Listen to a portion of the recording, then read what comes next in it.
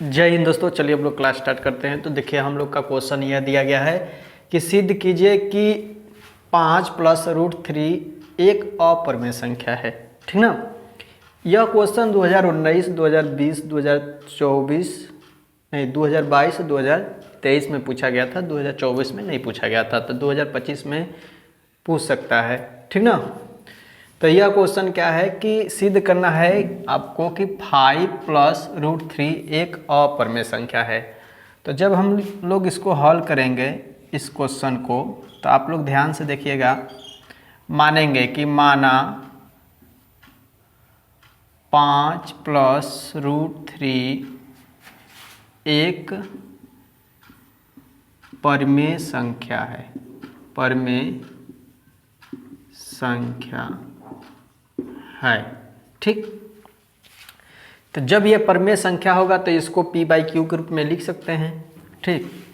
तो जब ये परिमेय संख्या मान ही लिए हैं तो हम लिख सकते हैं 5 + √3 बराबर p/q। ठीक ना।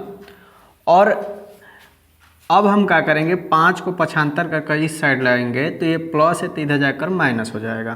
तो √3 बराबर p/q - 5। तो -5 एक परिमेय संख्या है। क्या है? परिमेय संख्या है। तो इसका अंतर भी परिमेय संख्या होगा। परिमेय संख्या होगा। ठीक ना। -5 क्या है? परिमेय संख्या है। परिमेय संख्या वह होती है जिसको p/q के रूप में लिखा जा सकता है। q = not 0। q का मान कभी 0 नहीं होना चाहिए।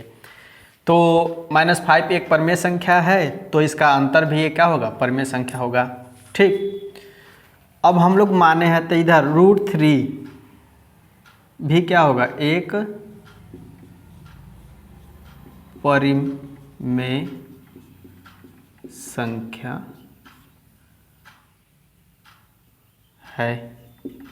लेकिन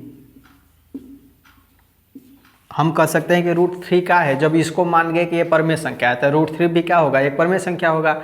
लेकिन यह परिमेय संख्या √3 है तो कहेंगे नहीं है।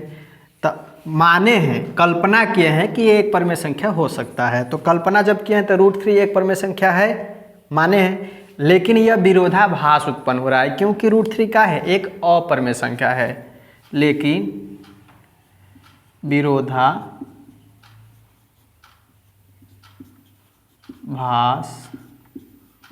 उत्पन्न हो रहा है। क्या उत्पन्न हो रहा है? विरोधाभास उत्पन्न हो रहा है।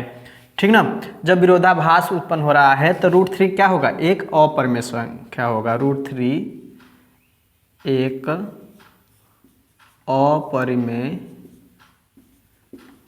संख्या होगा। तो जो हम लोग कल्पना किए थे कि 5 + √3 क्या है? परिमेय संख्या, तो कल्पना हम लोग की गलत साबित हुई।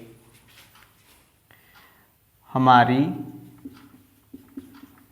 कल्पना गलत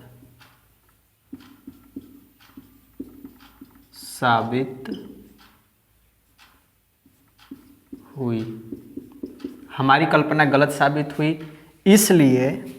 इसलिए हम कह सकते हैं कि 5 + √3 एक अपरिमेय संख्या है। परिमेय संख्या है। यही हमें क्या करना था? सिद्ध करना था। इति सिद्धम।